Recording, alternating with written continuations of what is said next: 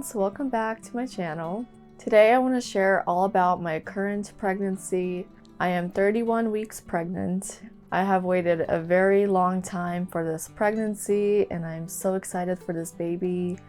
I am expecting this baby at the end of March, possibly beginning of April, but I think end of March is when this baby's gonna come. I've been having a wild pregnancy so far and I'm not quite ready to share about that yet, but when I will be and if I will be, then I will share more about that. But it has been an amazing pregnancy so far and I have just been growing more and more connected to this baby as the weeks go by, and as I'm getting closer, I am getting so excited. I am starting to prepare for labor and birth and postpartum, and I think I got almost everything that I need, which is not that much. I'm a bit of a minimalist when it comes to birth and postpartum and baby. Living in lots of small spaces has definitely helped with that aspect. We do have 2 names picked out, a boy and a girl name picked. So this is a surprise gender pregnancy and birth, and we're gonna find out at birth if we're having a boy or a girl. I have a daughter right now and I am so excited for either gender, for a boy or a girl. I don't mind having another girl because I have so many girl things and I love my girls, so I wouldn't mind having all girls. But if it's a boy, that's also exciting and a little nerve-wracking, just a little bit, because I haven't raised a boy yet, which is funny because I always thought I was going to be a boy mom, and I was really nervous when I was pregnant with my first and I knew it was a girl. I was kind of worried because I felt like I might have a difficult time connecting, but it came so naturally. So I know that it's going to come naturally to me to raise this new baby, regardless of who they are. I'm excited for the surprise gender birth because I feel like it's really going to help me get through labor, because I'm just so excited and so eager to know. And it's just something to look forward to while I'm laboring, that when the baby comes, I get to find out who they are. And I feel like I might never be able to go back to finding out the gender in pregnancy again. So because I'm in my 3rd trimester already, I want to do a 1st and 2nd trimester recap, basically how they were like and all the signs that I experienced and all the changes that my body was going through during that time. My 1st trimester was from June 24th to September 8th. I already shared in a previous video of the signs that I experienced that told me that my body was pregnant in the 2 weeks before confirming it with a missed period and a pregnancy test. I'll link that below and feel free to go and watch that. The first several weeks that I was pregnant, maybe the first couple months in the 1st trimester, I experienced extreme hunger where I was eating so much and I just couldn't eat enough food. I had lots of loose stools and diarrhea, which was not normal for me. That lasted for a few weeks and was annoying, but then it kind of changed to constipation, so I don't know what's worse. I had breakouts all over my face. I had uterine cramping for the first few weeks. I had hot flashes. I had a hard time sometimes falling asleep and staying asleep throughout the night. And a really good thing that I experienced was I had so much joy and connection with this baby and this pregnancy in the first few weeks. It was unlike anything I've experienced before. It was just amazing. Throughout the 1st trimester, I had these changes and these signs consistently. I was constantly tired. Some days I just laid on the couch all day. It didn't help that this was like in the middle of summer and the hottest months where we live. And we didn't even have an AC unit for like the first month or so. And it was just not fun. And the electricity is so expensive where we live. So I was trying to minimize how much AC I'm using. And basically, without the AC on, I was just laying on the couch all day. I felt bad for my toddler because she wasn't used to seeing me like that, but I just couldn't help it. I just had no energy and I was so tired and I slept so much, and my toddler got way more screen time than she ever does, and I am grateful for screens for when we need them. I don't know how people used to do it without screens because, yeah, my daughter would have been so frustrated. I also had very minimal appetite. Basically, everything that I ate consistently before I got pregnant, I didn't want it anymore. I had aversions to it, which is really annoying because I had a really nourishing diet and I'm a creature of habit, and so I was eating like consistent meals. I had like a meal routine that I followed, and I got pregnant, and in the first few weeks when I had a huge appetite, I created this pregnancy prenatal meal plan, whatever you want to call it, to make sure that I get all the nutrients that I need to get in every day. And it was frustrating to not be able to follow that completely because, like, for an example, eggs, I still can't eat. And prior to this pregnancy, I was eating eggs every single day, and I could eat eggs with my first pregnancy. Things like bone broth, I have to put it into food, like cook with it, because I can't just straight up drink it, which is something I used to be able to do. So just a loss of appetite, but I am so grateful that I did not lose weight, because with my daughter, I also had a loss of appetite throughout that entire pregnancy, and first trimester was really rough, and I think I lost like 15 pounds. So this trimester, I gained 7 pounds, and I was so grateful for that because I just couldn't afford to lose any more weight because I was already probably borderline underweight. I was constantly bloated throughout the first trimester, which is normal due to progesterone. My boobs were emptier, and I was still breastfeeding my toddler throughout that first trimester. I still breastfeed her, but during that time, I had a milk supply, and I noticed that over the weeks that began to decrease. I noticed my nipples were getting darker and also really sore. Like, that kind of breastfeeding reminded me of my postpartum breastfeeding in like that first month or two, where your nipples are just sore and it's so painful. Ugh, it was so painful. And my daughter wasn't ready to wean, so I didn't want to go through that while I have no energy, and I was emotional, and yeah, it just didn't feel like it would be a good outcome for either of us. So I just got through it, and the nipple pain got a little better in the second trimester.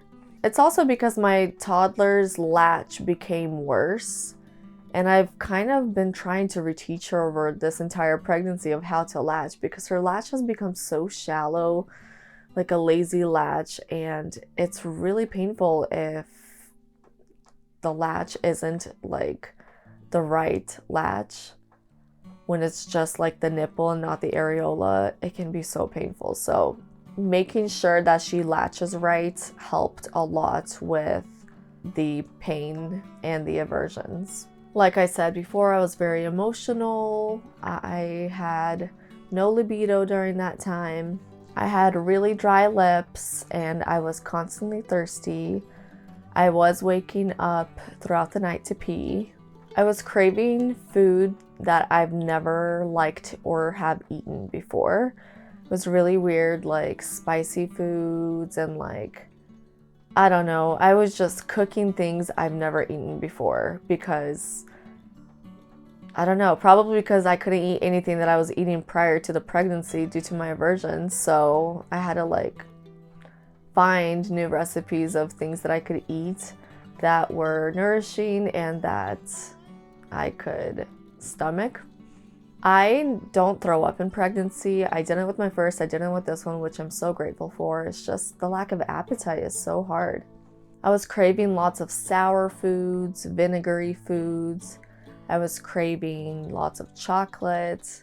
I also couldn't and still kind of can't eat the same thing twice.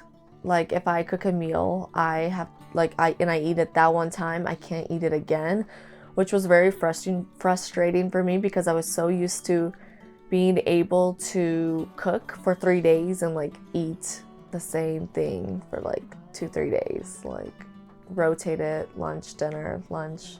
So that was really frustrating because I had no energy to cook, and all of a sudden I can't really eat the same thing twice. I had a really sore pubic bone during my first trimester, and also I could easily pull my ligaments if I moved too fast.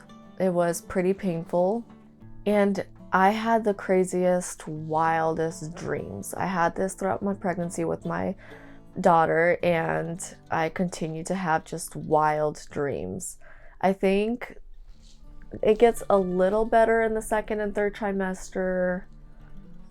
Occasionally I have like crazy dreams, but the first trimester, I just feel like I get no sleep because I just wake up exhausted as if I ran a marathon. Like, these dreams are just so vivid and real and just wild and crazy. So that was my first trimester. Second trimester gets a little easier. Well, a lot easier later on, like halfway through. In the beginning of my second trimester, which was September 9th to December 22nd, it was still basically all the first trimester symptoms, and then they gradually got better. And I think around like 16, 18 weeks is when I really started to get more energy.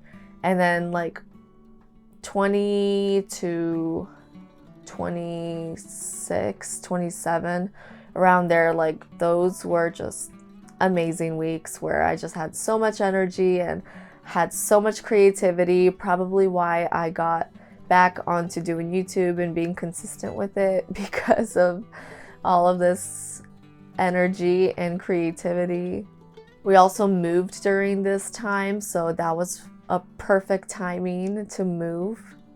And I did some traveling in the second trimester during the time that I had a lot of energy, so that was also really nice.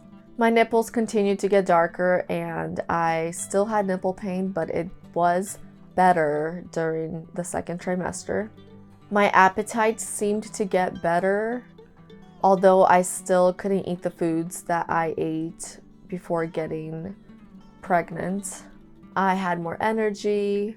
I still continued to have like those wild and crazy dreams, but I think they became less frequent. I was still peeing during the night about 1 to 3 times, and I sometimes struggled with insomnia in the morning around 6 a.m. I would have a hard time falling back asleep after I go pee, and I would either stay up or fall back asleep at like 8 or 9 a.m. and then just have a little bit of time before my toddler woke up. I also had to deal with a retroverted uterus, and that wasn't fun, but I'm not quite ready to share about that, and I don't know if I will. Maybe I will, but that was not fun. I started struggling a little more with constipation, and there were a few times that I had a migraine, and I was trying to like pinpoint what exactly was causing it. It did seem to happen every time that I went like into town to go grocery shopping. I think it might have had to do with dehydration because I wasn't drinking enough when I would be out all day, and I would be drinking from like water bottles, so I don't think I was just having enough minerals to hydrate. Because after like the 2-3 times that I had like those really painful migraines, I started adding mineral drops to my water every single day, and I haven't gotten them since, so it could have been that. I was still really emotional during that time, and my supply dried up, my milk supply dried up around 13 weeks, so I'm pretty sure that that was like a hormonal shift and definitely contributed to my emotions. My breakouts on my face were on and off, and my body started to get really sore after sleeping. I also forgot to add that I reduced our breastfeeding time to only nights and morning once my supply dried up because it was just uncomfortable. Throughout my breastfeeding journey with my daughter, I always knew that I had a good milk supply without having to check or prove it in any way, and I never pumped. I just knew I had a good supply. I trusted my body, but I could feel that my milk was just gone. Dry nursing is just, it's an interesting feeling, and I think that's like where my aversions came from, and so I didn't breastfeed during the day anymore, and my daughter was okay with that, and she just started eating a lot. So that was not a fun adjustment to get used to, having to feed her all the time, because yeah, it's just so much easier to nurse. So the first time that I possibly felt my baby move was at 13 weeks. I'm not sure. I don't think it was gas. I think it was the baby, but I'm not 100% sure on that.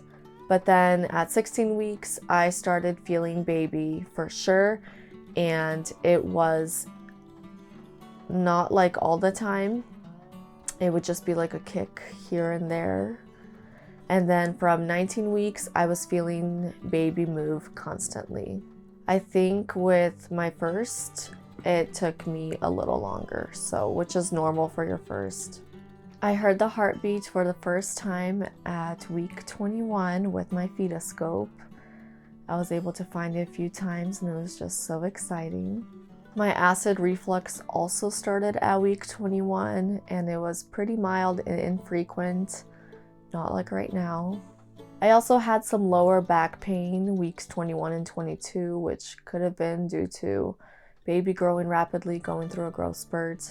My belly popped at week 24. That's when I really felt like I started to look pregnant, like undeniably pregnant. Week 25, I started to have colostrum leak. With my first pregnancy, I started leaking, I think, at like week 22 or 23, which was really funny because I had no idea that that is something that can happen in pregnancy.